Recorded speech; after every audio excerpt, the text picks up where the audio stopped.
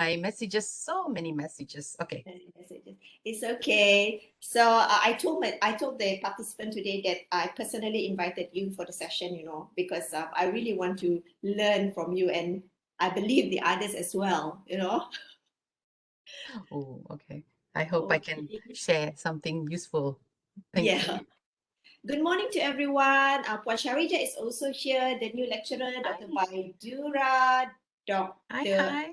Andy is here as well. Good morning. Okay, shall we start? Yep. Yes. Okay, good morning, ladies and gentlemen. It's a great pleasure for me to introduce our speaker today, who is going to talk to us about the philosophical grounding tourism research. Yeah, tourism research. When you talk about paradigm of inquiry, this is the philosophical, what do you call this, philosophical stance of the researcher, right? Dia macam that show how his inquiry is designed in the process, the research process itself, yeah. Or in another word, I think it can be best described as approach or methodology to follow up the research, perhaps. We will listen later, yeah. Okay, so about the speaker today, Dr. Balvinder KLER, a tourism scholar, a senior lecturer in the Faculty of Business, Economics and Accountancy, has been with the faculty for more than 20 years, I bet. Doctor, is it? An alumni of University of Surrey, England, UK, did her PhD and Master in Tourism, and also Bachelor of Arts of Tourism and Hospitality in Oxford Brook University, England. Wow, impressive, yeah. Her areas of expertise are tourism, sense of place attachment, work-life balance, qualitative research method, and one of her most cited academic paper is titled Flourishing Through Scuba, Understanding the Pursuit of Dark Experience, and co-authored by the famous John Tribe. She has been with UMS for more than 20 years and also currently the director of Borneo Tourism Research Center. Without further ado, let us I give this floor to you, Dr. Balvinder. Over to you, Doctor. Thank you very much, Dr. Izyanti. It's been many, many years since we all started working at UMS, right? And I will mention that during my presentation. Here we go. It should go into full slide. There you go. Okay. I hope my screen is visible. Yes, we can view it clearly. Okay, excellent. So I'm just going to hide my my view. There you go. Okay, so good morning, everybody. I have a kind of a serious topic to talk about, but then again, you are all PhD students, so this should be an essential part of your PhD. So this topic is Inquiry Paradigms Philosophically Grounding Tourism Research. I understand not everyone here is a tourism researcher, but that's fine. I'll explain why this is the topic. So we are in a virtual meeting, and I would prefer to be standing in front of you in a seminar room where I can see you, and I can see your faces because I can see the confusion on your faces, and I can change what I'm sharing, or I can clarify what I'm saying. But right now I cannot see you, and this is the issue with our world at the moment. I will keep saying, can you hear me? Are you there? So, okay, never mind. We have checked that there are at least 20 people present here. Should I get frozen on your screen or my voice disappears, please somebody let me know. So who am I? I am Sabahan. I'm third generation Sabahan because my grandfather decided to come to North Borneo back in the day, and another grandfather went to Kuching. So I am really from Borneo Island. I was educated in St. Agnes and All Saints schools, which are in Likas, still there. I drive by, it feels like such a different place. And then I was blessed to get a scholarship to go to Oxford Brookes University, where I did my bachelor's, and continued to do a master's it's called Master of Science, and people laugh at you when you, okay, I have to share the backstory, right? So first in 1992, when I got the scholarship to study tourism management, people laughed at me because they said, you know, the older people, what are you going overseas to study? And I said, tourism. And they all laughed at me. Aren't you going to become a lawyer, a doctor, an engineer? And I said, no, I'm going to study tourism. And the question was, so what is this tourism? Are you going to work in a hotel? I said, well, hotels are related, but it's slightly different. By the time I came back with my master's, the world had changed here. Tourism had boomed, and more scholars were leaving to study actual tourism. The Master of Science is because when we do a taught master's, 6 months of courses and 6 months of research, the research component is what gives you that science because you conducted scientific inquiry. And when I came back to Sabah, I gained employment with University Malaysia Sabah. So just 2 days ago was my 24th anniversary of working at UMS.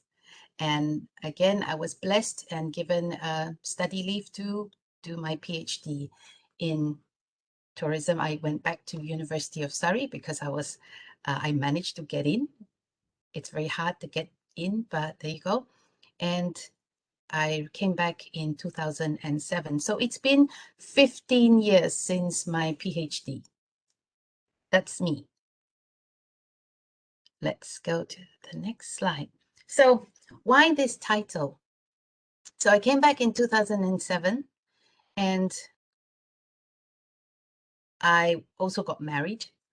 And then you know, you do your house and then you get a baby. And actually, when I was in my confinement, I wrote this chapter. So all the papers that I've written, there's always a timeline in my head. What was going on in my life when I wrote that paper?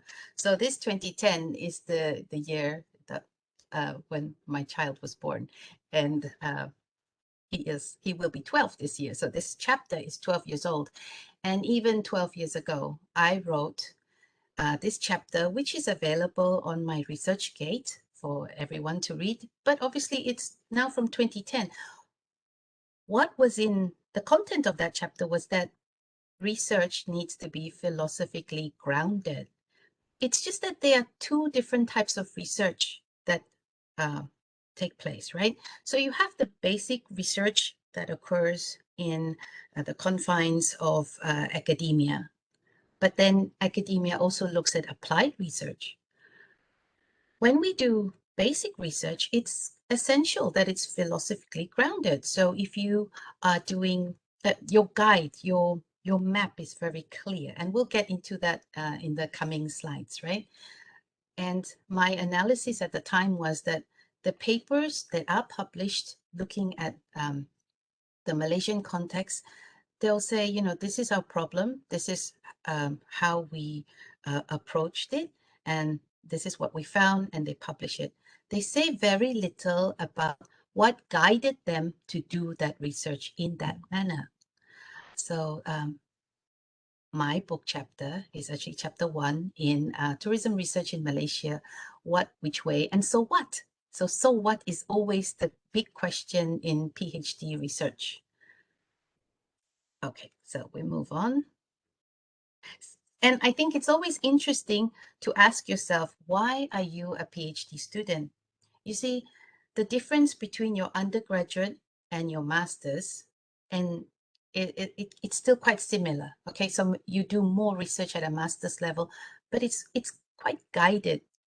But the jump between your master's and to your PhD is supposed to be a leap, a huge leap. So it's as if you used to be a 400-meter hurdler, but now you're doing the pole vault. Okay, to take the metaphor from sports. It's completely different technique. It's a completely different sport, completely different strengths that you need. And you, as a PhD student, you chose to be a PhD student, right? Why? Surely within that, it's because you want to learn something new, right? But these are some of the reasons people usually give. They say, well, I work in a university, so I have to do my PhD. Other people, they did a master's, so okay, what's the next level? Let me just keep going. Oh, that's so scary. If you're not clear why you want to do a PhD, you know, and don't just do it because it's the next level, because it is a very, it's a different animal, let's say it that way, different sport, right? Um, uh, I like the fourth one. I love knowledge. Other people want the status symbol. It opens doors. You want a good salary. You think it's a good salary, you know. Other people want to make your parents' dreams come true. But is it your dream? But sometimes our dreams are our parents' dreams, right? Um, for example, as a Punjabi girl, when my mother was born as the eldest in her family, girls did not go to school. So although her father, when she was 10 years old, you know, this is British Sarawak.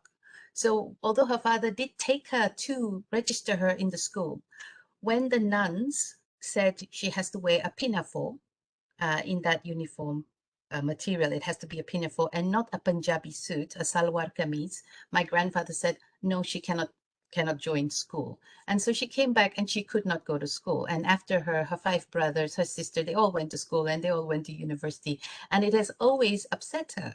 She's a brilliant person. She can cook and sew and do everything, but she wanted that education. So what happens? There you go. That's me. So this bachelor's, master's, PhD is my mother's dream. So there you go. And it ends up being, you know, it's my career. Is it my calling? Perhaps it is 24 years, surely.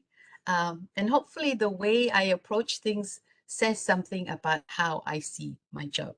But it's definitely made my mother's dream come true. Okay, so the PhD has a meaning. It's going to be at the end of your name, right?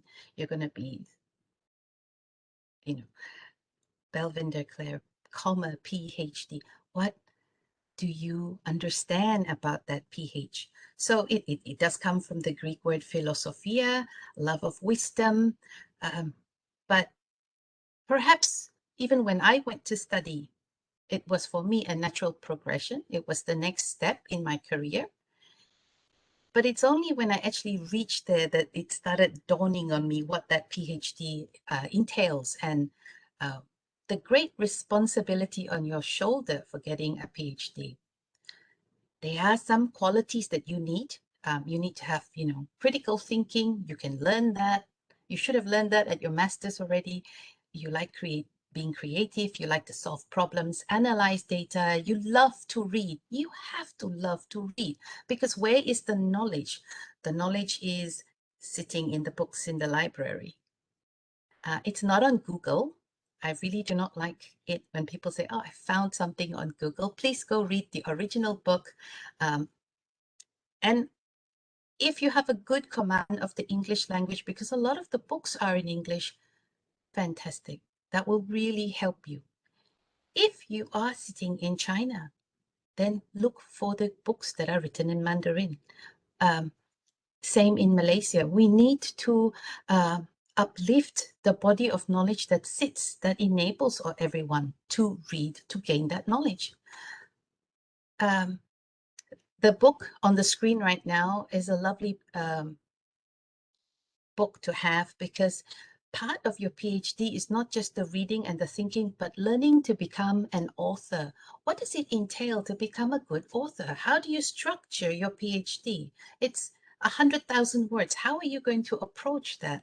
So they are guidelines for you, but it also teaches you that you need to like to write. And you can ask all my students, they will send me a draft and they get scribbled on and sent back to them. And I'm not checking for English. I'm talking about the train of thought, okay? The logic of how you present your argument, right? And so within all this, I think passion is another important P. You have to be passionate about your PhD. Remember, you chose to do this PhD. So you have to like reading, writing, rewriting and doing research and really respecting philosophia. So do it with passion or not at all, because your PhD life is going to look like this. You will read, you will write, then you will rewrite, you will throw things away. You will write pages and then your supervisor will say only that one paragraph is useful. So then you revise it again. If you do not have passion, you will give up. And you must never, never give up. So the PhD, as you should know it, is a gap in the literature. And the idea is that you're going to develop a new body of knowledge. There's so much out there, but that's why you do your literature review. You scope down, you funnel down and find that small area that you are going to contribute to. It's also an application of theory and pathways to future work. And usually it is basic research which will contribute to theory. At the end of your in your PhD viva, the examiner will always say, so what's the theory? You have to make a small contribution to it. Nobody's asking you to, it's to create a new rocket to go to the moon, but some small contribution should be visible. So your PhD dissertation, 60,000 to 100,000 words, has to be rigorous and follow the scientific method, because these are the criteria that are set in our how do you say, I don't want to say ivory tower, but I've said it, but it is the conventions of being in academia. But there's going to be factors that influence your PhD experience. And I am getting into the whole inquiry paradigm, right? As I said, the background is always very, very important. Timekeeping is also very important, 9:20. So what are the factors that's going to influence your PhD experience? First of all, your discipline. And I am aware that in our faculty, we have, let's just mention them for a while. We have entrepreneurship, accountancy, marketing, finance, international business, tourism, hotel management, and then we have the economic side as well. So each discipline has its conventions of how they do research, what might be new in the way they do research and how they approach research. So what I'm sharing with you today is purely about what's going on in the field of tourism. It might not apply to you, but it should give you an idea of what this whole process is. Definitely about the inputting the philosophy, how to say, guiding your research, right? But your discipline really matters. Now, the next one is the faculty or department within which you sit. So in the Faculty of Business, Economics, and Accountancy, a lot of the research that is conducted is quantitative research. And when people do quantitative research, they are what we say the first inquiry paradigm, which is positivism. So they do research in that way, and they do not actually justify why they do research following their conventions. It is the first, I should use this hand, it is the first, very first inquiry paradigm that existed. That there's a long history. I cannot go into the history, otherwise I'll get lost down a different path. So when I came back with my PhD, most of my colleagues were doing research using quantitative methods. And quantitative methods enable the findings to be generalizable most of the time, unless the sample is small. And it immediately, provides very clear indications for solving a problem. Whereas the qualitative side of things, we are exploring something new and we give indications or propositions to how this might influence a phenomena, but it needs to be tested because we don't go and test. That was not the purpose of us doing the research. And between the quantitative and the qualitative, there is this divide. They don't seem to understand what we do, but we know what they're doing, but maybe not all the details of how they do it. And I'll go into that in a minute. But if you sit in a department where everybody is doing quantitative research, you need to be more forceful in being able to explain what guides your research approaches and actually defend them, just like you defended your PhD viva. So, but their language is different, and I'll go into that later, right? So your discipline, the faculty you sit in, the type of research that is prevalent, and then also your supervisor. So depending on who was your supervisor, that's why I have mini me sitting in front on the screen. Not that I am a mini me by any means of my supervisor, who is way up there and very prolific, a true scholar in tourism. I'm just a tiny little person in the corner, but I think I got a little bit of a shine from that because of the way he guided me. And you should know, my PhD was not straightforward and all happy. After 14 months of starting my PhD, my initial supervisors left for their own career progression. One retired, and I had to start anew, month 17, with a new professor who came to the university, who also mainly supervises in the field of tourism education. And here I was with my sense of place idea and looking at attachments and bonds to the reef environment. And what he said to me was, well, you have to know your literature and I will guide your methodology. And guide me he did, because that was where my learning curve went up. So let me just turn the page. So this is a picture of myself with my supervisor, Professor John Tribe, and my first two PhD students when we attended a conference, a student conference in 2016 in Hong Kong. And it was so nice because I got to meet my supervisor and show off, hey, look, these are my two babies. Because it's a part of my progression, put it that way. So what did Professor John Tribe,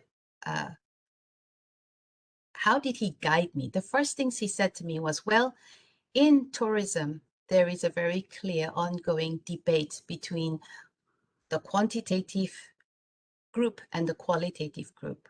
And for that, he sent me off. He would give me a reading list and said, go and read Denzing and Lincoln, Riley and Love, also Wall, Hollingshead, various other people who were writing at the time about how tourism research has changed, because initially it was positivism as well. Okay, but then it was changing, it was moving. People were saying, well, that's not the only way to do research. And we reached the fifth moment. After I graduated, Phillimore and Goodson's book came out. This book came out, and this book would have been a lifesaver if it had been there when I was a PhD student. But there were other, there were journal articles I could read, and there were books by Denzing and Lincoln, that group, that really helped me understand how has research progressed from the quantitative realm into the qualitative realm. So that was the first thing he asked me to do, was really go and read about this and also write, because his style was, you cannot just keep reading, you must write, because if you keep reading but you never write, there's no output, it just gets lost, your ideas get lost. So also it trains you to write. You know, the more you write, the more you can write, and you've got to hit 60 or 80,000 words at the end. So you're going to have to build up your chapters. And so learning to write 5,000 words per submission became the aim. And very scary in the beginning. And also being asked to go off and read this new body of literature that I hadn't read up until then. I had only been doing my literature review, but now I was reading about methodology. So let's go to the next slide, which is the other thing he said to me was, oh, methodology and methods are not the same. And of course, to me, at that time, methodology is method. And until today, I see it in our faculty. Chapter 3 is always research methodology, and it discusses the research design, how we're going to collect data, how we're going to analyze data. But in our world, or my world, this world, methodology and methods differ. So there was another reading list. Off you go. Go and read about this. And that's where I really, let's say, jumped into the deep end of the pool. And I had to read all this literature that I had never read before. Of course, the advice was, you will have a PhD at the end of your name.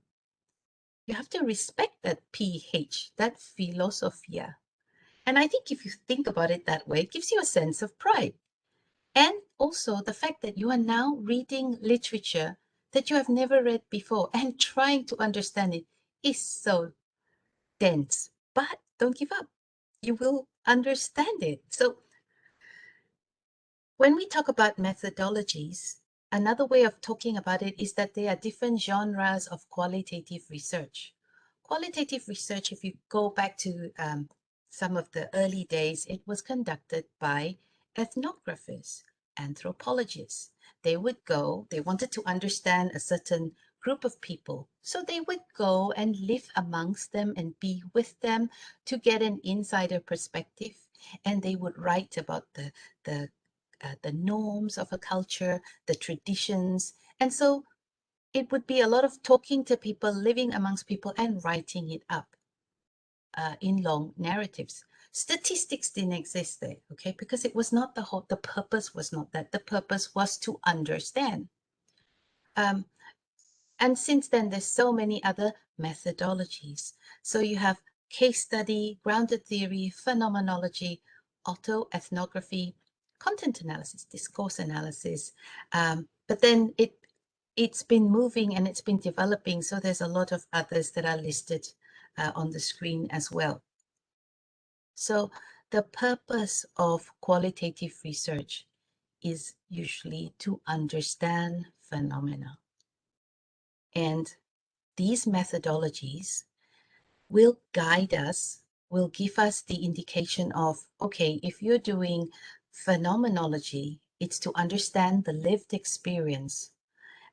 So you need to go and talk to those people and in depth. It's not a 40-minute Q&A session and it's over. You go back a few times and talk to people. You really try to understand the experience from their perspective. And then, of course, there's all these other factors that are linked to the genres, okay? Let's move on. So when that was methodologies, then you also have data collection and data analysis. So interviews, whether they're semi-structured or they're focus group interviews, are perhaps most used by ethnographers, phenomenologists, autoethnographers, but content analysis, you're not going to interview someone, you're going to look at text or visual images. So that goes under, there you go, QCA, qualitative content analysis. Your data collection method is different. You will not do interviews. A participant observation is another one that's popular, again, sitting in some of these methodologies that are listed. Then part of the methods is how are you going to analyze the data? So as a qualitative researcher, Denzing and Lincoln called us the bricoleur, the person who puts the puzzle together in the best way as informed by what they are trying to understand. So if I'm trying to understand phenomena, I'll use the phenomenology. If I'm trying to understand something that's really not been written up about, then I would perhaps go with grounded theory. And I would then pick what is the best data collection method and what is the best data analysis method. Would it be thematic analysis? Brown and Clark have written a lot about that. If you want to know more about any one of these methods, there's so many books out there, especially now compared to 15 years ago when I did my PhD, and compared to, 30 years ago when other people did their PhD. Things always get better. And nowadays you have YouTube videos, you have so much material available at your fingertips to help guide you.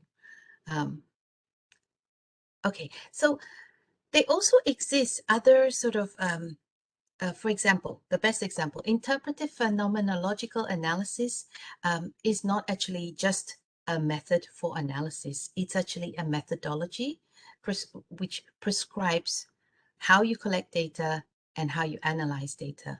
And it actually says you only interview 6 to 10 people, if that, because you're really trying to understand the lived experience of a particular phenomena.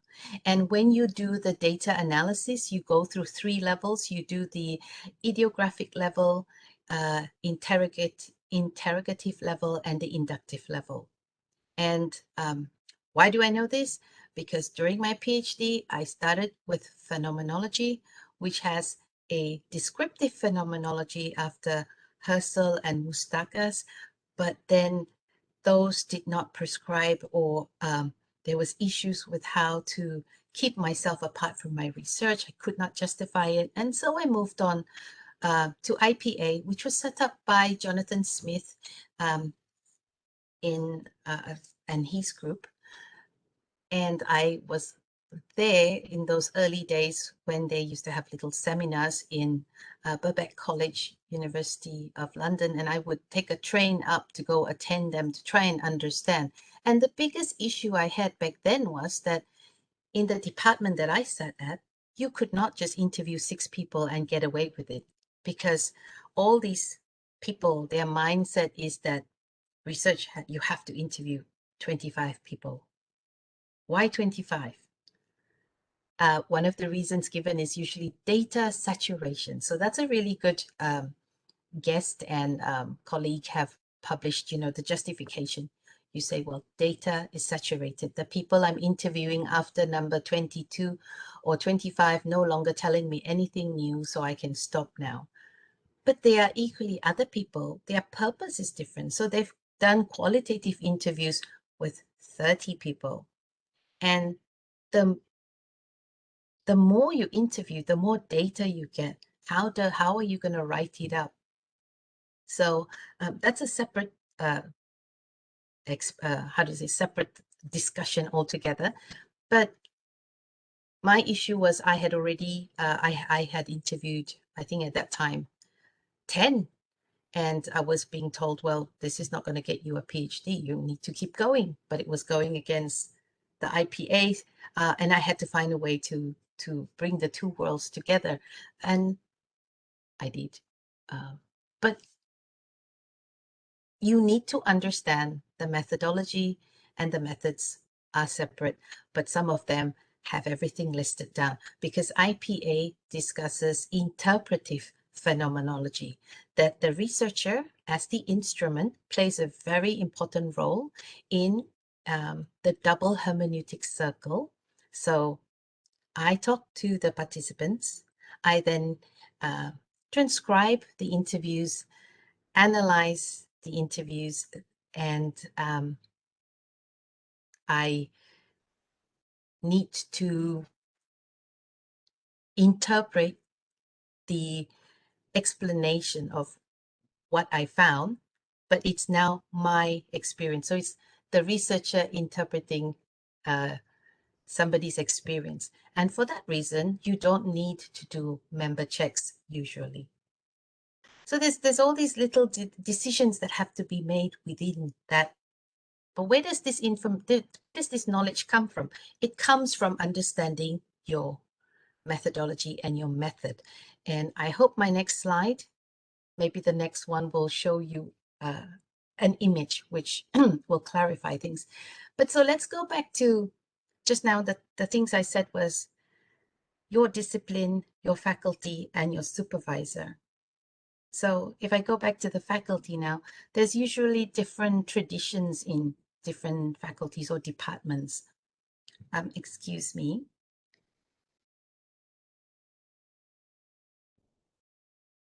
So inquiry paradigms, which I've not defined yet, I'll do that in a minute, but I just wanted to say that in these faculties, you have people, this is the method they use. They're quantitative method experts. They collect data. Data is input into SPSS. Then the demographic data is summarized using demographic analysis. And then they use structural equation modeling to see how the different variables link up with each other, and they give you the statistical reliabilities and validity statistics, and they've tested hypotheses. When they collect data, they collect it from respondents. They are sort of interaction is kept apart. They give the survey questionnaire and they collect it. So that's why they're called respondents. You only respond. In the qualitative world, I see my participants, I see my sample as participants. I never call them respondents. I call them participants because even though I interpreted their experiences, right, in the double hermeneutic circle that I mentioned, but it's their experience and they participated. And it is quite the norm that you take your findings back to them and say, look, this is the themes. These are the themes I came up with about about this experience and across the others that I interviewed. What do you think? Do you wish to change anything? Do you want to add anything? So in a way, they are co-creating knowledge with us. We focus on smaller samples and you actually know your participants by name. And that's fine because our guiding principle is that we don't talk about the whole bias thing. Bias? No, we are deep in our research. We are involved in our research, and we use the term value-laden research. We don't have statistics, but we do have other measures like listed under trustworthiness, which I will share later. And usually we have a chapter where we clarify our methodological assumptions. So that's the bit that I'm about to enter now. I'm just looking at the time, 9:40. Okay, so I, in my PhD, had a chapter 3 called methodology and a chapter 4 called methods. One of my PhD students has followed the same path, but again, depending on then the actual method that you use, you might stay in chapter 3 research methodology, but have different sections. So you have a section for your methodological assumptions, and then you express what is your research design. Now, based on the tradition that I sit in, the inquiry paradigm that I follow, because I am the instrument, the researcher is the instrument, when I write, my rhetorical assumption allows me to use the first person I. Many years ago, one of the professors in our faculty called me up and said, I'm examining a qualitative PhD and this person has written I this and I did that. And is this allowed? How can they write like this? And it's because that person has a quantitative background where you are apart from your research. Whereas we use the first person I because I did this research. I am involved in my research. Anyway, now, so we're getting into this whole inquiry paradigm. That's the background leading up to it. I could sit here and probably need half a day if we were to break down the entire inquiry paradigm narrative and discussion. But the best thing I would like to do is ask everyone, If you are in tourism or if you're not in tourism, you will have similar books in your disciplines. But in my discipline, this book, if you read chapter 2, The Inquiry Paradigm in Qualitative Tourism Research, it will clarify to you what were the changes that happened between the traditional period and the fifth moment. And these issues relate to, allow me to just quickly read a few sections from here. What changed? The research design. You really had to justify what methods were chosen. To what extent are unconventional methods such as the use of images involved? See, in the old days, nobody analyzed images to such an extent, whereas nowadays we have a new method called ethnography, looking at communities on online communities. We have the internet, and images can be analyzed. In the old days, they used to analyze postcards. Nowadays, nobody sends postcards, but we have the internet. So images are being used for research. Is the research governed by a deductive or an inductive agenda? And the other factor is methodological reflexivity. Was there sufficient detail about the methods adopted and how they were applied to understand how the research was carried out? Can the reader follow the chain of inquiry? Does the research process appear transparent? Was the methodological approach considered from a critical perspective, with possible alternatives evaluated? Was there any insight into the personal or intellectual biography of the author? So, a couple of things when it's supposed to be a qualitative project. The audit trail is an important part of your trustworthiness. And that's why we will have a large section dedicated to the appendix. In the appendix, you will see our, when we recruited participants, what did our flyer look like? How many participants did we find? When we interviewed them, we'll have a table telling you who we met. It could be a pseudonym now, not the real name, a pseudonym, where we met them, how long we met them for, how long we interviewed them for, how many pages was the transcription of their interview, and other aspects of the coding especially. So nowadays with coding, this is to do with being transparent and allowing the reader to follow the chain of inquiry. So the reader has to believe in what you're saying.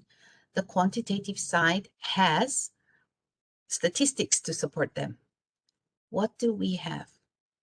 We do nowadays have tools in the form of NVivo or Atlas TI that enable you to manage your data, your interview data. You input it into the software and then you pull out the key themes, and the software allows you, shows you how different areas link up, how themes, sub-themes form themes and so forth.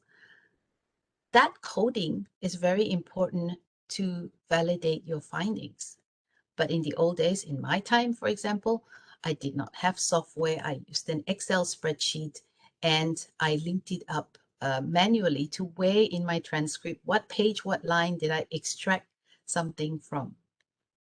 My PhD is online somewhere on the internet. So if you want to go check it out, you may.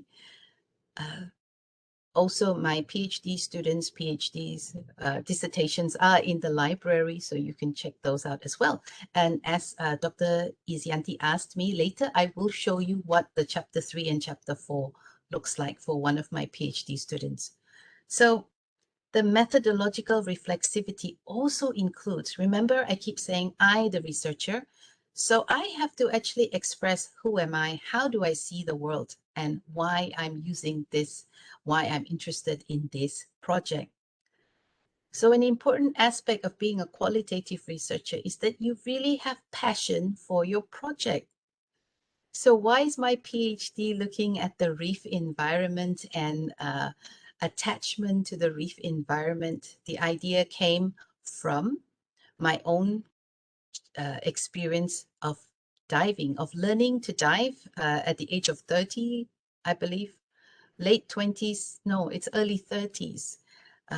You live in KK. All your friends take up diving, but you don't. You were just never there at the right time. Then I took up diving, and it's such a beautiful world underwater. Everyone should learn to dive. And then you meet people, and all the divers you meet, there's something special about them. They love the marine world. They can't stop talking about it. And they'll point things out to you when you're underwater, when you come up to the surface, their passion for the environment is so, for the reef environment is so strong. And I thought, so what's so, other than, being able to see the species, the coral reefs, the usual research that was available, good visibility, why else do people have this bond to the reef environment? And that was the basis of me coming up with a proposal where I linked up sense of place meanings, and also with the theory, attention restoration theory, and did a PhD in qualitative research, because I wasn't interested in how many people liked clear visibility and appreciated good coral cover. I wanted to understand something about their experience of the reefscape. So I had to write about that. My researcher biography is part of the appendix. So my students, when they decide they're going to stick in the interpretive inquiry paradigm, they are told, look, this is part of your research. You have to express your lens and how you see the world and how you found this project.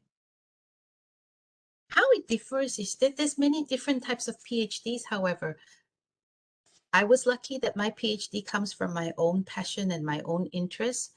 But sometimes it's not like that. Sometimes you happen to be attached to a university and there is a research grant and the professor takes you on board to do a project, and you end up doing that project guided by your supervisor.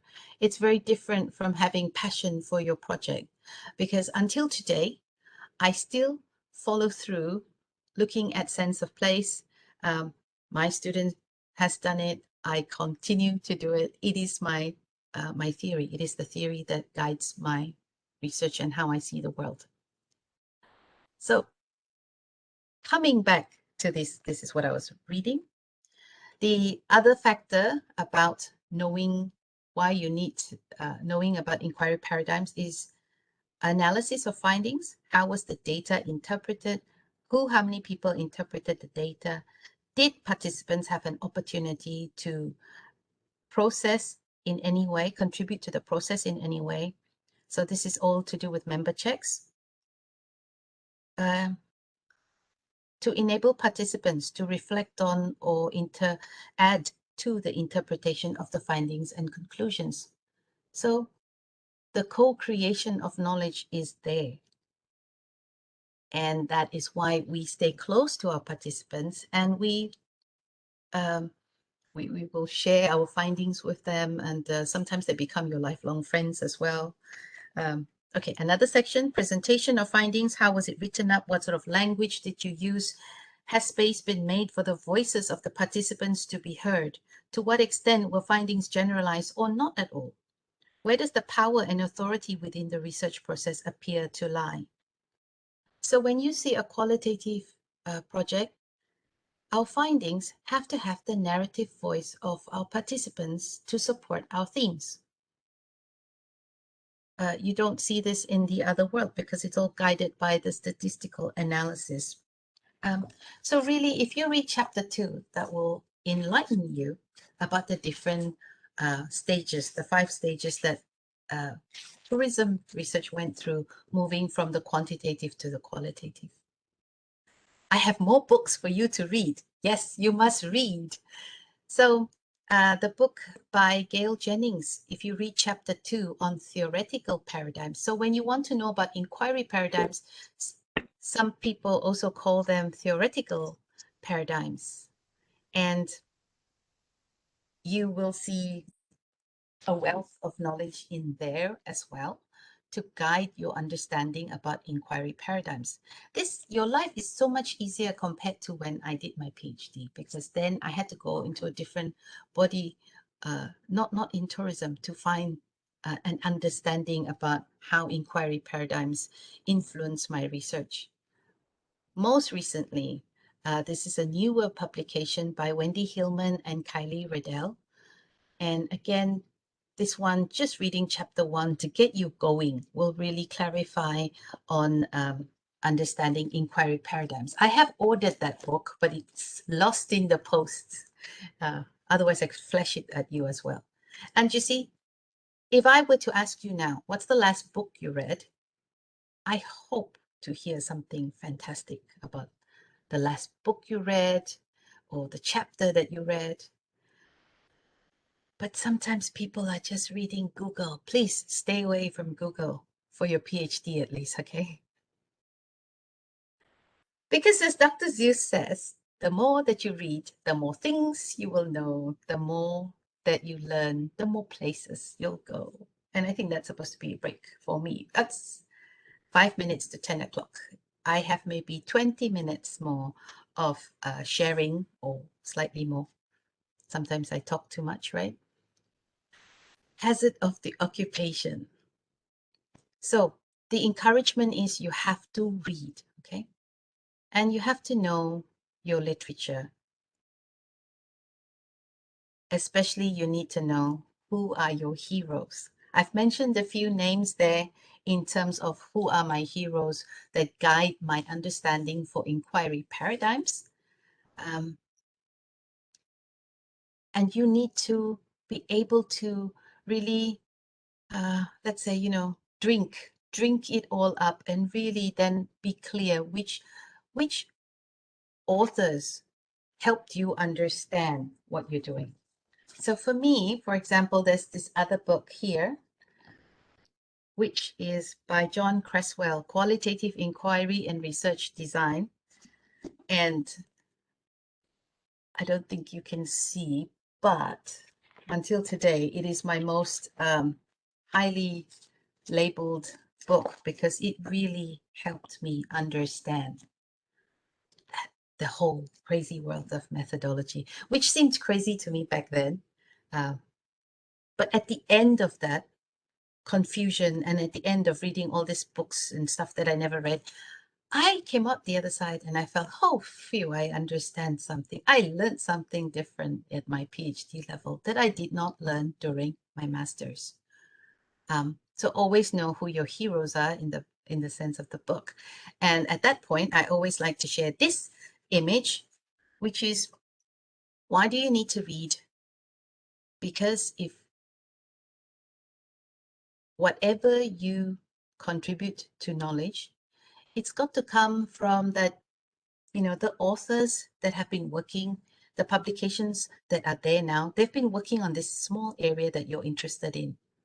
And you now become part of that group. So you cite them and they will cite your work. And always remember what Newton said, which is a lovely phrase. If I've seen further than others, it is by standing upon the shoulder of giants. So always know the books, the authors that you're going to cite. They're your friends, right? You in your PhD time, especially, you should be able to speak by citing the key authors. Essential part of your PhD life. So to have the PhD at the end of your name, it denotes that you did some hard work. You read literature that you never looked at before. You have gone through the joys of data collection, the trouble with data collection, especially if you're interviewing people, they tend to disappear. Sometimes you cannot find them later. Transcription takes hours and hours and hours. Data analysis, all the writing up and also all the non-work related stress and illnesses that you experience with your PhD. It's all part of ending up with that PhD. So in your journey, you really need to respect the philosophy of research. That PH in your name at the end of the day. Know And how do you respect it? You need to know your inquiry paradigms or understand the ologies, as we say.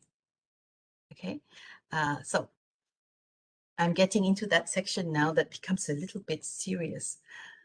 The philosophy of research is knowing what exists out there to actually investigate. So this is your view on the nature of reality.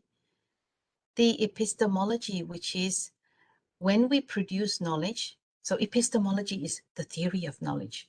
So how do I see my relationship with the participants? I think I've answered the question just now. I'm very close to my participants. I don't call them respondents.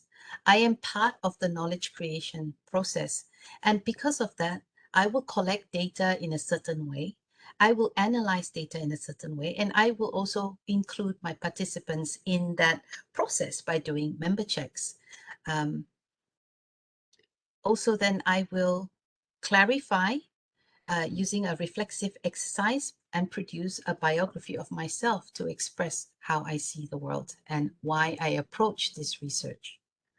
And then, of course, knowing very clearly about the different methodologies and methods that exist, because this guides how we go about discovering and creating knowledge. This is not mine. This is taken from a site that is listed at the bottom, but I found this was an interesting 10-step process for you to understand the ontology, epistemology, and methodology. So what I've done is I've taken the 10 steps and I've created my slides, expanded the slides. Okay, so what have they said here? So we're going to go through the 10 steps, and at the end of the 10 steps, my presentation will end, and you can ask me some questions, or in I think I need to show you the chapter as well. Okay, what it looks like. So let me go. So number one in that top hints number 10, it's from the PhD blog. Okay, and that's another tip. So the PhD being a very lonely journey, please keep your life interesting. Please please read the PhD blog. Please read PhD comics to make life a little bit funny. Please have a good network of friends who will support you in those days where you want to talk about your research and they want to talk about their research and nobody wants to listen to each other. But you'll have a coffee and you'll have a chocolate cake and you can cry together about the latest comments from your supervisor. Okay, so number one, don't worry about the words. There's a lot of academic language, new terminology. You've never seen these words before. You think I saw the word phenomenology before I went to do my PhD? No, I did see ontology epistemology because we at UMS attended the training course before we leave. So I remember Professor Adam Bakar and Professor Roslina were teaching us about these terms, and we were all like this, what does that mean? Okay, didn't do this in my master's, but wow, there's something new to learn at the PhD level. Fantastic. And then I met it. So why do we need to know about the philosophy of research? Because you want to achieve clarity over the status of knowledge claims. What are you doing with this PhD? What's this whole PhD? You're producing knowledge. How can you justify that it is knowledge? By being very clear what you're doing. So it's the standard philosophical position on your research plan. You're clear about your inquiry paradigm and the tradition and set of choices you make. Why your research design is like this, why you're collecting data from these people and not from another group of people. Why are you going to analyze it using this method and not another method? So it's all the decisions you make guided by the philosophy that guides you as a person. So here's the definition: a way of looking at the world. It provides the assumptions, the rules, the direction, and the criteria by which normal science is conducted. And this is from Thomas Kuhn, 1970. Try and read that book. I have a copy and I'm still trying to read the book, but you can read smaller versions of it. And there's others that you can read. And again, go back to your own discipline, and you will find explanations as well. It's a way of looking at the world and really clarifying the assumptions, the rules, the directions, and the criteria that you will use for your research project. That is the paradigm of inquiry. It is your compass. So if you're headed north, you hold the compass in your hand and you keep walking north, right? So the funny thing is, and you will say, I'm going to take a bus to go north. So sometimes when we're examining PhD thesis, you end up somebody who arrives in the West and came by plane. But what's written is, I'm going to go north by bus. I hope that that metaphor kind of makes sense to you. So, for example, you say you're doing interpretive research, but what you've done is more of a mixed methods data collection and analysis. So why are you an interpretivist? You're not. You're a post-positivist. So then when we bring these issues up, sometimes people get annoyed at us. And please don't get annoyed. We're just trying to explain that you need to understand that inquiry paradigms are meant to guide your method. Perhaps it's because people choose their method without knowing about the philosophy behind it. So your philosophical stance just, will clarify how you see the world, how you will collect the data, the ontology, the epistemology, and those assumptions will guide then the methodology you choose. Is it going to be phenomenology? Is it going to be grounded theory? And so for either one of those, what methods, what techniques are you going to use? Are you going to interview people, or are you going to just do a content analysis? Are you and if you notice, I keep talking, I will always just say positivism and interpretivism. There's also post-positivism in the middle. Beyond that, there are others. There's so many others. There's the feminist inquiry paradigm as well, looking at where power lies. So many. I don't want to go there. I want to stick to just the straightforward ones, else we'll be here till lunchtime. So your philosophical stance guides your methodology and your method, and also your data analysis. If you understand that, then you look. That's why there's a reason the positivists always use quantitative methods, because they see the world as a sort of reaction to different variables. They are either causal or they're correlational. That's the kind of relationships they're looking at. The interpretivists are trying to understand something. You know, why do people live like this? Why do people not, how do people overcome grief? How do people overcome loss? So you want to understand a person's experiences. How do people succeed in life? So you go and talk to all the most successful businessmen in the field of successful businessmen in the field. Okay, never mind. Leave the businessmen alone. But do you see what I'm saying?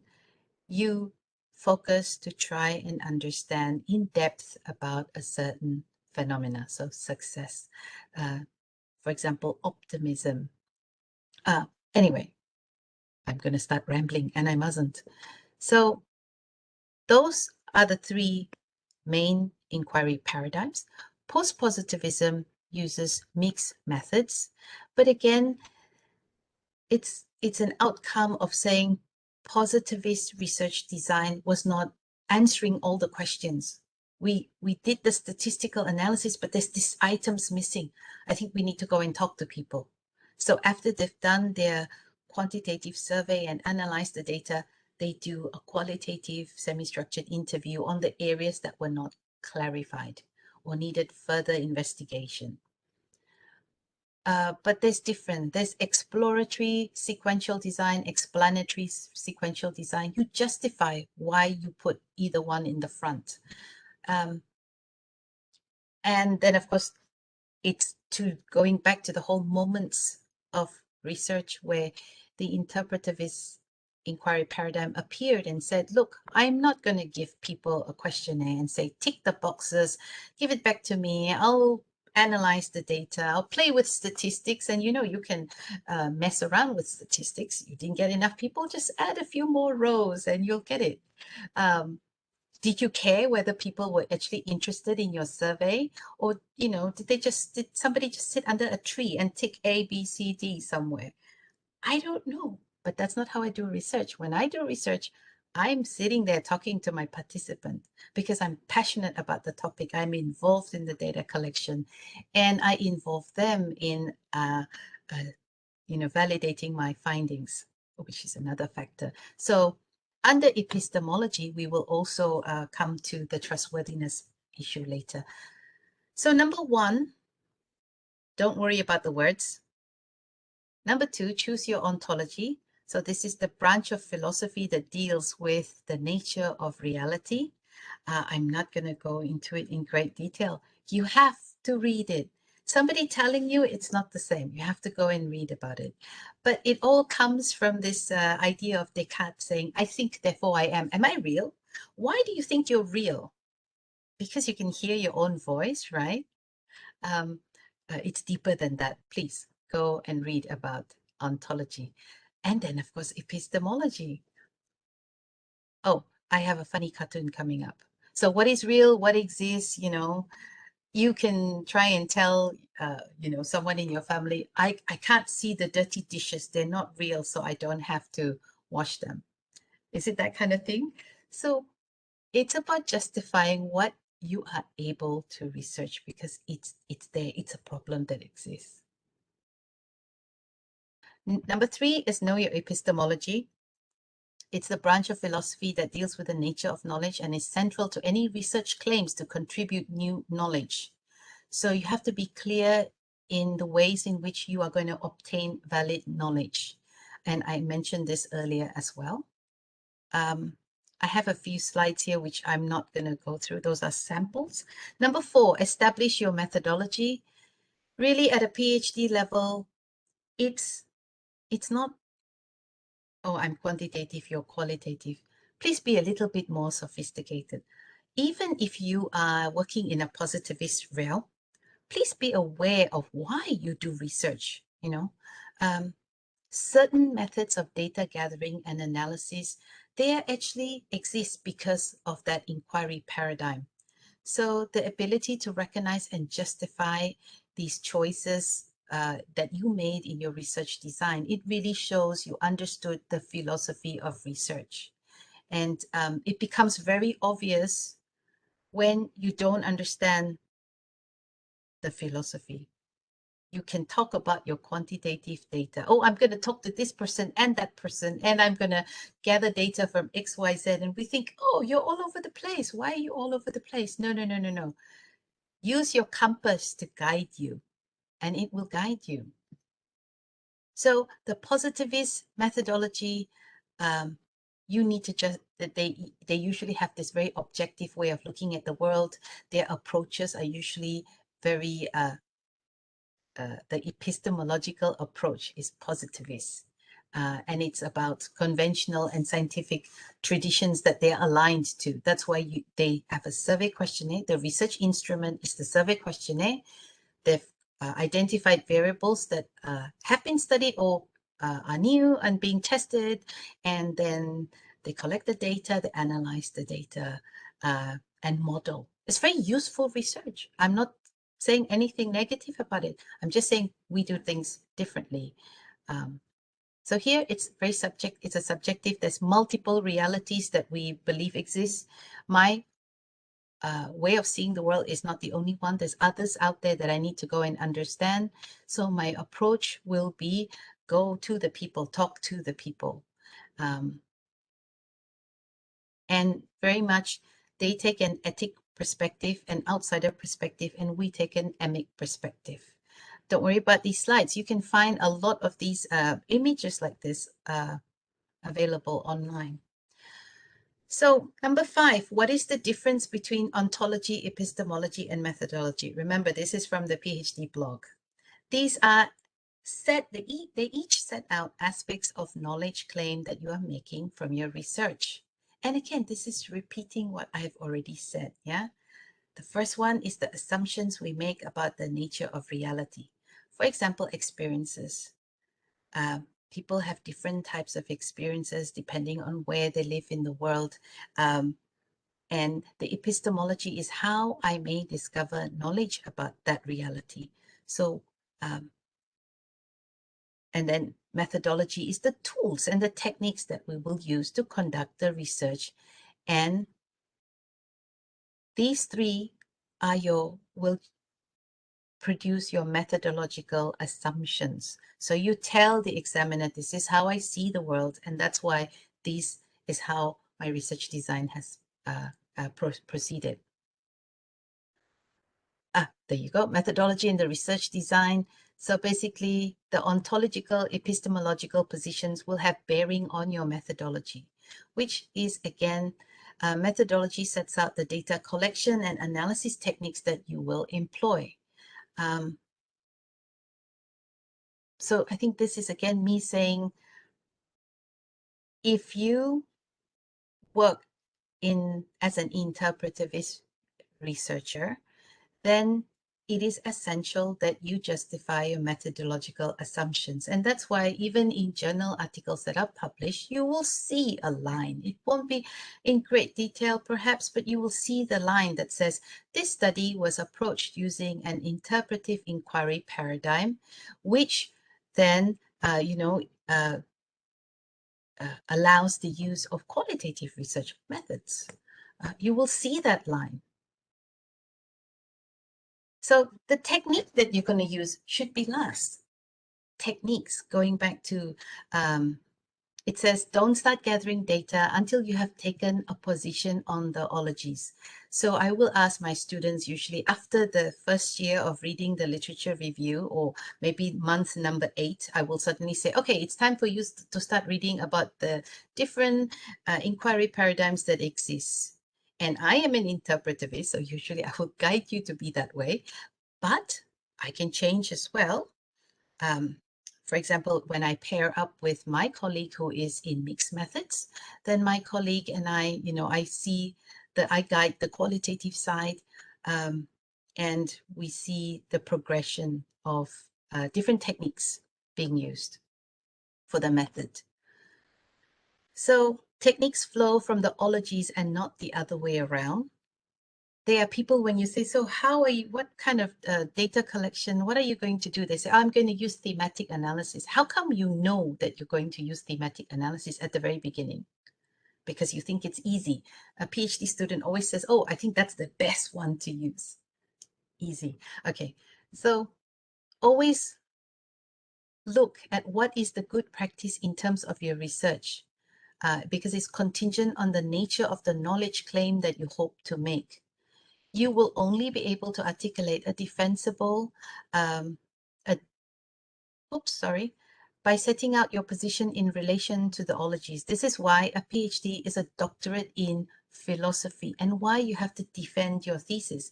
If you're wondering, this whole viva voce, you are making a claim that you created knowledge. Now, the examiners are going to check, did you actually follow the right path? Is your compass still heading north? Or did you, and you said you were going to do it in a certain way, and did you do so? And did you provide all the explanation for us to believe your knowledge claim? That's why you defend it. Okay, this is just Snoopy trying to wake you up because I'm sure some of you are falling asleep. Oh, 5 minutes left on my schedule now, but I'm sure if I reach a little bit more, it's okay. So the question of so what? You have to defend your doctoral thesis, which is your position. For that, you need to write your dissertation in the tradition of your inquiry paradigm. So a qualitative research PhD will have and should have that the narratives support the themes, the analysis process is clear, the validation of our findings, or what we call trustworthiness, is clearly listed out. Let's move on. I think you've seen Snoopy now, Bright Awake. Number 7 is mix your techniques, not your ologies. So mixed data collection techniques are the way. That's fine if you mix your data collection techniques. So I have one student who built in the triangulation aspect to actually enhance the data collection. So the techniques included focus group interviews, visitor employed photography, and a Q sort, adapted Q sort from Q methodology. So first you interview people about the experience. Then you ask them, okay, now we're here at the location. Please go and take pictures of the most meaningful part of that experience for you. Then you ask them to come back. You've developed the pictures. You have another focus group interview where you ask them to sort the pictures because you're trying to see what that group, how that group perceives that experience in totality. And you do not just one group, you've obviously got 4 other groups as well. So the data collection techniques being mixed is fine, but it's all linked and headed north because you are not post-positivist sometimes and then interpretivist the other time. Okay, so be clear and consistent in your choice of ologies to avoid being seen as flaky or out of your depth or downright deceptive. Such harsh words, but this is the issue when somebody says things and you think, oh, that doesn't make sense. Which world are you living in? You're not an interpretivist, but you're wearing the coat and pretending to be one. So obviously, as I said, you can mix your ologies, but not in the same research project. So I have to be very clear which research project I'm working on. If I'm following an interpretivist inquiry paradigm, I have to stick to it. Okay. So avoid philosophical faux pas, mistakes. You need to set out your research philosophy in order to signal to other researchers where your research fits in their world. And as I said it before, sometimes the qualitative researchers that exist, they do a very, depending on, again, on the discipline that they work in. So if they are anthropologists or ethnographers and they approach research in that way, their ways of validating their research might not be so stringent. For them, the purpose was different. For in the tourism field, we do have, and even qualitative psychology, you have very clearly listed steps that you need to ensure that you have taken to validate your findings. And I use the word validate because a lot of people out there understand validate, but don't understand trustworthiness. So also the other thing is if you are being examined for a PhD or maybe editor of a journal, you need to show that you engaged in conscious set of choices that are internally consistent. So what happens is sometimes the research is qualitative, pure qualitative, and there is an examiner who is quantitative, and they don't understand what you did. And they see it from their perspective. This is very dangerous, and I've experienced it myself at my PhD. So you need to always hang out with the same gang, I think. So your examiners should also be qualitative, either qualitative or they are mixed methods. So they're interpretivist or they're post-positivist people who understand the power that a qualitative researcher has because we are the researcher as instrument. Yes, I do the coding, I do the interpretation, I do the write-up.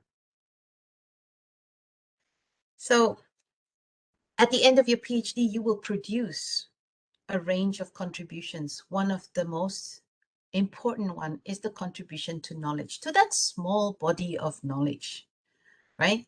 You will also make a contribution to practice, to the industry, and perhaps I could put comma to the society. That's very important nowadays as well. And perhaps you make a contribution to method. But what is your claim to knowledge? How do you validate this knowledge? And that is also part of the whole process of scientific inquiry. Scientific inquiry has to demonstrate truth value, provide the basis for applying it, which is applicability, allow for external judgments to be made about the consistency of its procedure, and the neutrality of its findings or decisions, if that is in the realm that you live in. So these points are from Lincoln and Guba, and 1985, and also DeCrop 2004. So different inquiry. So we in interpretivists, we follow trustworthiness instead of speaking just in terms of validation. Different inquiry paradigms make different knowledge claims, and the criteria for what counts as significant knowledge varies. So one of the key factors of your qualitative research design is how have you built in the explanation to establish trustworthiness. Do not do it at the very end. Do not say, oh, maybe I'll do this. You don't say that. It's already part of your research design. This is, I've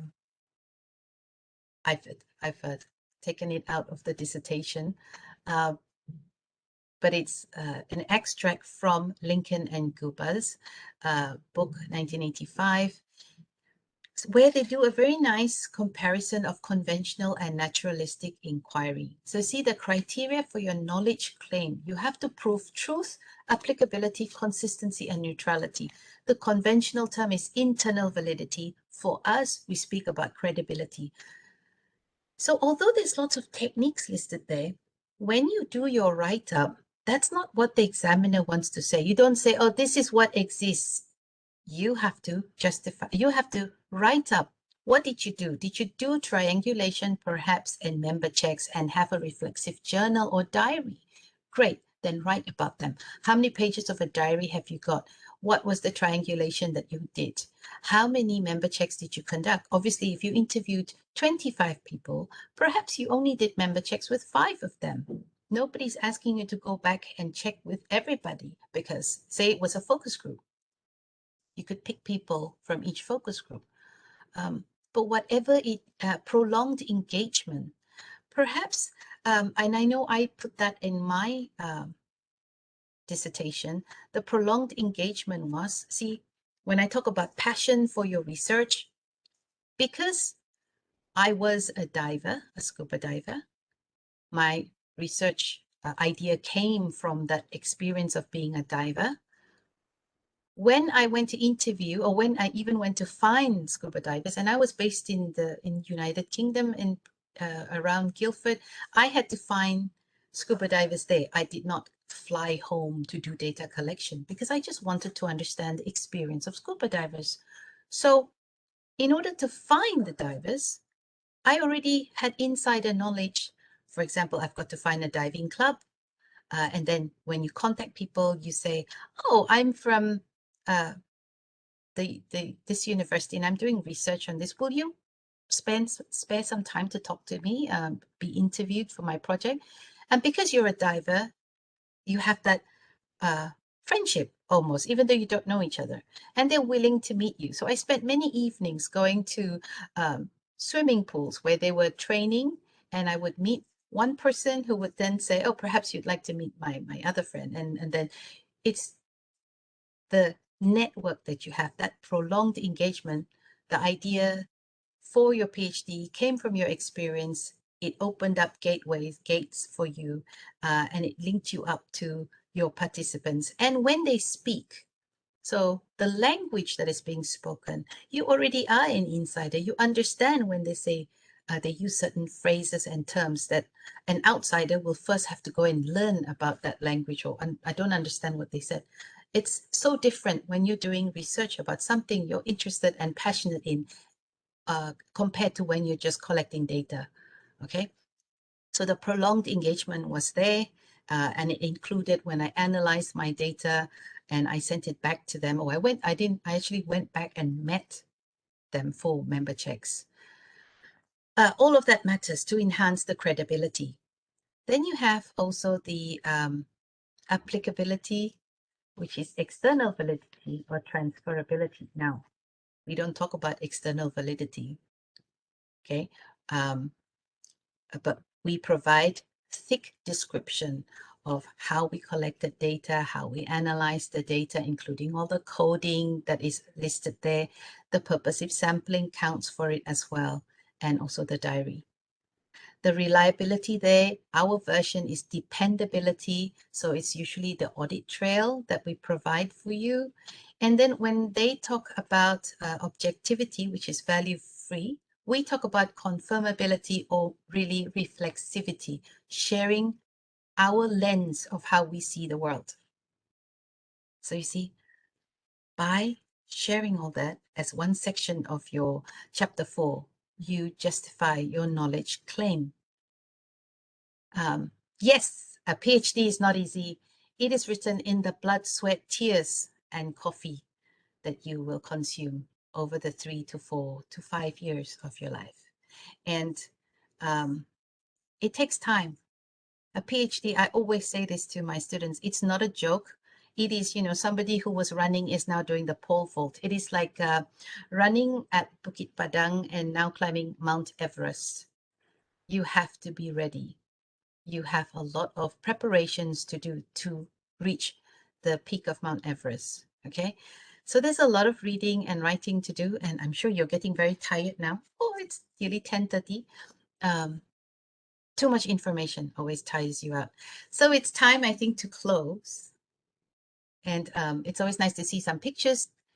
Part of your PhD process should be really talking to other people, meeting other postgraduate students and sharing how can you do this, attending seminars, going to conferences. And when you go to conferences, it's really good because you get scared, you have to prepare. Somebody in the audience will ask you something and point out that you did something wrong.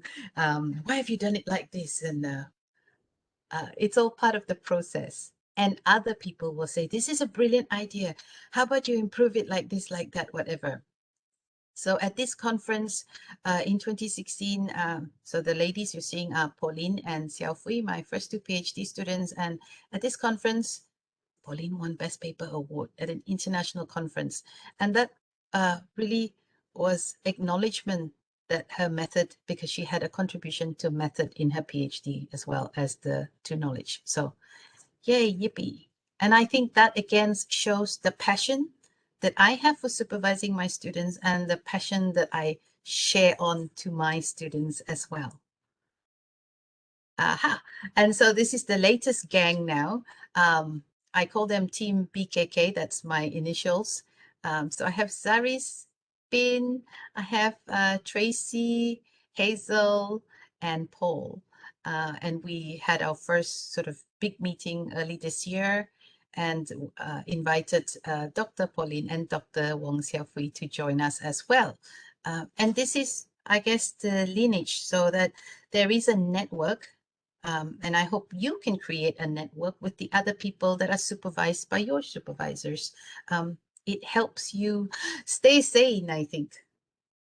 And of course, they have a WhatsApp group or a WeChat. And I said, don't add me to it because I have too many groups that I belong to. Okay, anyway. I hope my sharing today for 1.5 hours has given you food for thought, that you are now going to think more seriously about that compass that is pointing north and you decided you're either walking or taking the bus. Please, if I think mixed methods would be you say, I'm going to walk halfway and then I'm going to take the bus, but I'm going north. The interpretivist will be the one who says, I'm walking all the way to the north. I'm going to stop along the way and talk to people. And I'm going to write about all my experiences. So good luck in your PhD experience. Please keep reading, thinking, ask questions, seek answers, and hopefully your compass will lead you to the knowledge that you are seeking at your PhD. Don't forget, respect the PhD. The P for philosophy and the P for passion will keep you going. Okay, thank you very much. That's it from me. Thank you, Dr. Balvinder, for the interesting talk. I stayed all time and listening to your experience and your sharing is such a interesting talk today. So before, do you have any questions? How about we open the session for Q&A? Is that okay, Doctor? Yes, sure. How many people have we got here? We've got, I don't know, We have 30? around 34, just now 43, but I think they are working. But this will be Sure. recorded and will be, they can view it after their work session perhaps. Sure. So any questions, you are welcome to ask Dr. Balvinder.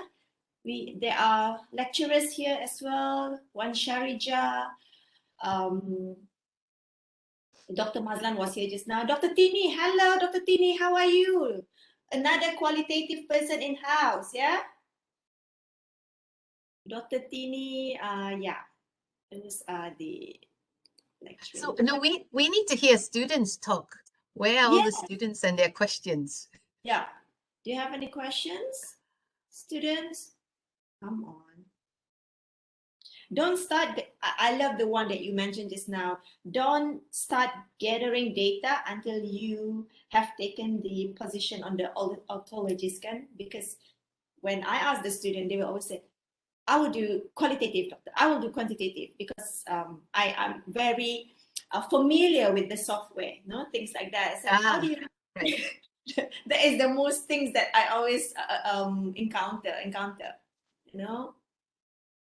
So they need to really take a step back and spend time reading about inquiry paradigms and understanding how that guides what type of research they're going to do. It's just that usually you have a supervisor, as I said, in your faculty, and your supervisor, if your supervisor is a quantitative person, then most likely your research will also be quantitative because your supervisor is the one guiding you. And that's fine because they are experts in that field.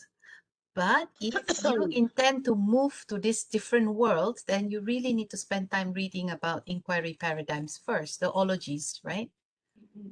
That's the reason that maybe some of the students come and see me or come to the supervisor and asking for a template, how to write, a template so that they don't need to read, they just And I think today is it, they were all waiting for the template, but I'm not going to give a template. No. So that's the reason why I told them that we cannot provide you with that. You need to read so you understand more and it's easier for you to write. So when you go for your defense letter, you will be able to answer why is it like this, why is it like that, things like that. Yeah, it can be in a template form, right? Because if it's positivism, it will be ended like this, but it's Okay. Yes. Perhaps Dr. Izyanti, I can work with you and we can create that template to just to clarify it for them what the table of contents might look like. I think do we have any questions? If not, I would like to share the table of contents for a qualitative project. I think that would help. Yeah? yes, yeah, sure. Just another, say, 5 to 10 minutes. So I think that might, they're afraid they don't know what to ask. So let me share. Okay, Let yeah. me share. Right. I'm going to share. This is my PhD student Pauline's table of contents, Gaia.UMS, right? So you have obviously your abstract, all the items inside, your figures, tables, photos, abbreviations. And then, so you have chapter 1, where instead of problem statement, we're not solving a problem as such. We are addressing a gap in the literature. So we provide the rationale for the study. And obviously, we have research questions and objectives. We give an overview of the methodology and method. It already begins there because your chapter 1 is a summary of the other chapters. Then your chapter 2 is obviously your theoretical perspective. So hers was looking at host community sense of place in tourism development. So you have the little sections that talk about, the host community, then the sense of place, and then, clarifying the sort of what is the conceptual framework she's going to try and pull out. Okay, so then here in chapter 3, and so this is different for some students, they might just do just one chapter 3 where they discuss methodology and methods. But my style is you need to justify your methodological assumptions. So there is a discussion on the paradigm of inquiry, because if you remember what I read just now, not that everybody can remember, I read that section where they said, have you actually justified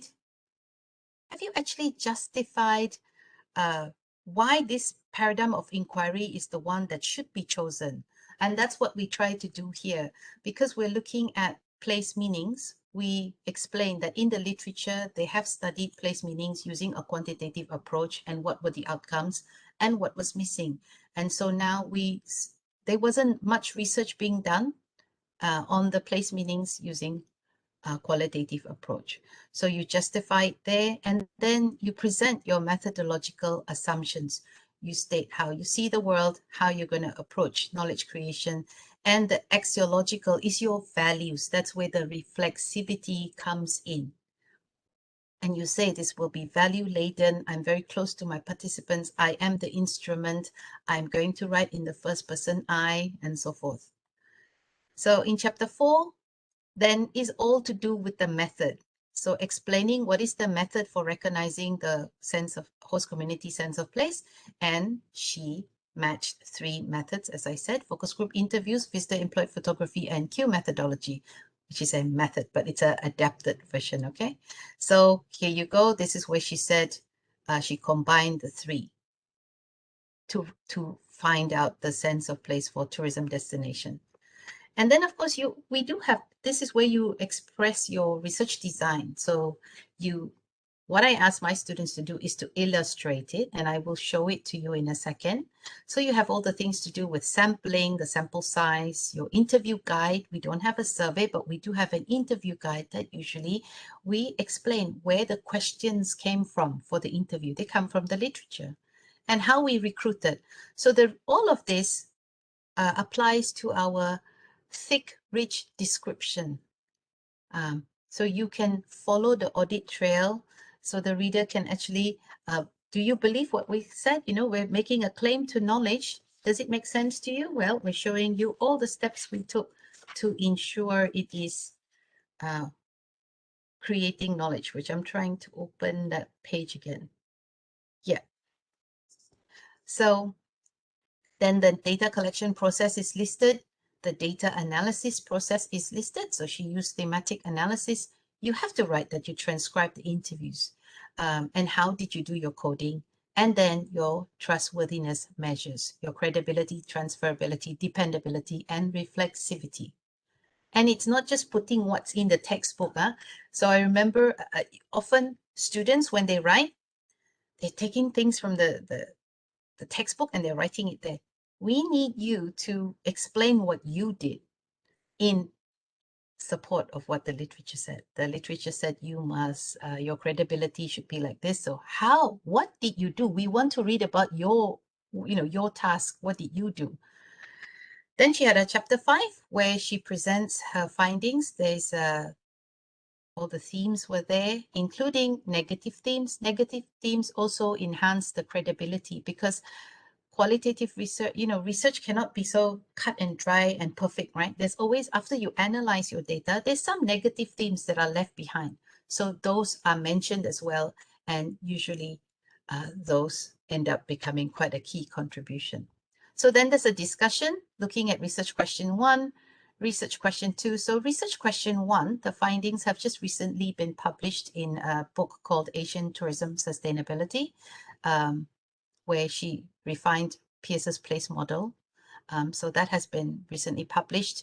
Research question 2 has been presented at a conference and working on a publication now, and research question 3's findings also working on publication.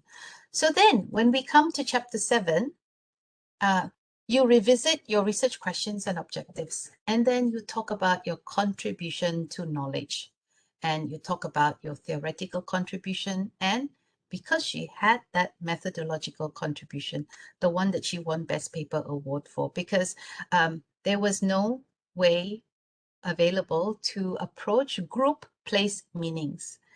So she created that by adding the focus groups with the visitor employed photography, and the Q sort, the adapted Q sort. There's a contribution to practice.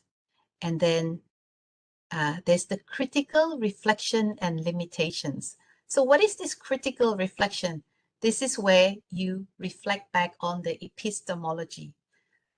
What were these knowledge claims that you proposed? Did you meet them? How did you meet them?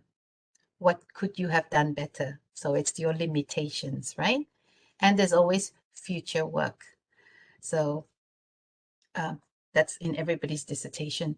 But sadly, I have seen PhDs where they conclude, but they forget this very important section called contribution to knowledge. How can it be a PhD if there's no contribution to knowledge? Maybe it's in there, but you didn't put the heading there. So, you know, very important. It's a PhD. Make sure you are clear about your contribution to knowledge, right? And references, appendices, they're not listed here, but there's a lot of appendices, as is normal in a qualitative PhD. Okay, so I'm going to stop sharing again. I Doctor, hope there's a that, question over here. Yeah. This from Mr. Edwin Francis. Okay, Okay. his question In the chat is, box. yeah, in the chat box. Okay. His research on accounting practices during Brooks from 1841 to 1946, so it's secondary data. Data are mostly from old records. His question is, do I need to limit my data records as what you did, 25 participant only, as what Doctor did? So frankly speaking, currently I have about hundreds materials, mostly old documents. Okay.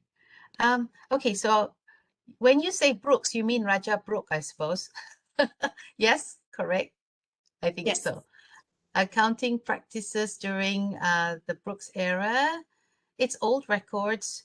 Now, the scope of your study, I'm not clear about the scope of your study beyond just the date. So you have you've informed us of a date, there's time span, and you're looking at old records. But what is your research question? So you will scope the limit of your data records depends on the scope of your study. What are you trying to find out? So I didn't actually, 25 is not me. I'm 16. That was just an example given just now, okay?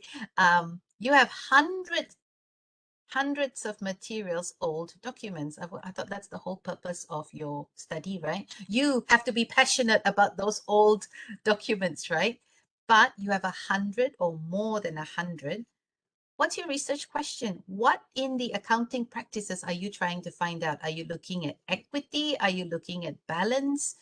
There must be some theory that's guiding what you're trying to explore. Obviously, or you're trying to create the theory, but the answer to your question lies in your research question. So that's the thing with a PhD. There's the research question you create based on your literature review. And you tell the examiner what are the criteria for them to judge your research with. That's the epistemology part. I cannot answer your question without knowing more detail about your project.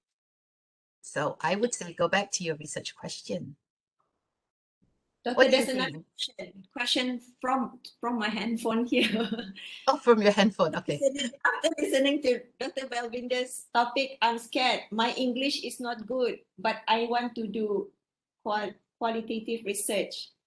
Is it possible for a non-native speaker to do a research on qualitative method? Okay, using because it seems that you need to have a very good English. I mean, not a very good English, but a good one. So do you have an experience on that, guiding these students, establishing the questions and findings? Yeah. What's your opinion on that? So I did put that as one of my criteria in general for a PhD. I said, remember, the difference between climbing Bukit Padang and climbing Mount Everest in all the different areas. So not just the literature that you're going to read, the type of analysis that you have to learn, and how you're going to present your findings and writing it up. In all those aspects, it's not just the command of your English. It's going to be whether you are hardworking, whether you are willing to learn, and how passionate you are. Do you think I knew about these things when I went to study my PhD, to read for my PhD? I could speak English and I still was reading a strange language because it's a body of language, a body of knowledge that I never read before. So you read it, it doesn't make sense. You read it again. You talk to people about it. You debate. So I don't think saying, first of all, you're already registered for a PhD. You have to drive this PhD, correct? You have to be passionate about it. Doesn't mean your English, you already have basic English, I'm sure, otherwise you won't be registered for the PhD, right? So even I had to learn all these, until today, the scary language of the methodologies, epistemology. You don't hear people talk about it much, I couldn't even pronounce phenomenology properly when I first looked at it. My mouth was going like, well, how do you say this word? So it takes time, but you will learn. And I have seen through my own students, when they start, they are shy. Not everyone, one or two, they were shy. Their English was, not so straight.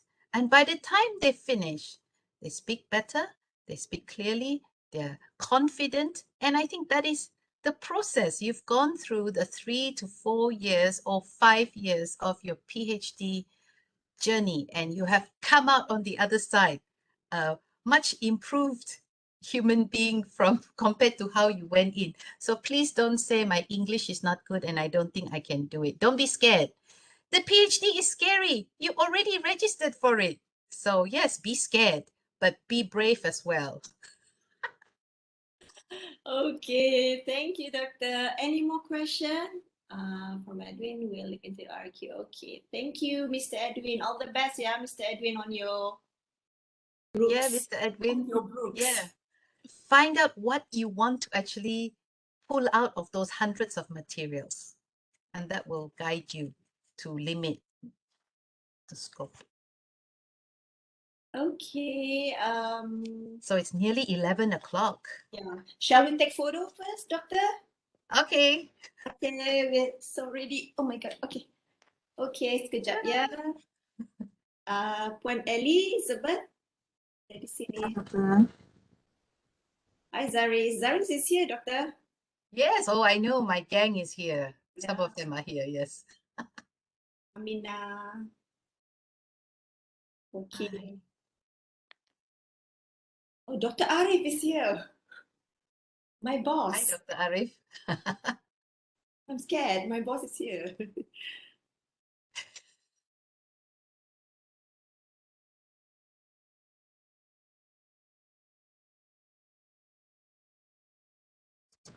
Boleh ambil gambar tu, Doktor? Ya, senyum sudah kami ni. Boleh, boleh. Okay. 1, 2, smile. Sekali lagi ya. 1, 2, smile. Miss Yanping is your student, Dr. Balvinder? Yes. Yes. And Dr. Oscar. So she will be Dr. Oscar's first PhD graduate. Wow. Okay. Okay, done. Thank you. Done. Thank you, Dr. Thank you. Balvinder, for this session. We hope that everyone stays safe. Take care. Thank If you, you want to reach- Professor. Thank You have you. worked hard. I was very inspired and learned a lot. Thank you, Professor. Thank you. Thank you. Thank you. Take care, everyone. Stay safe. Thank you, Dr. Balvinder. Thank you, Dr. Isyanti. Bye. Bye. Bye. Thank you. Bye. Bye.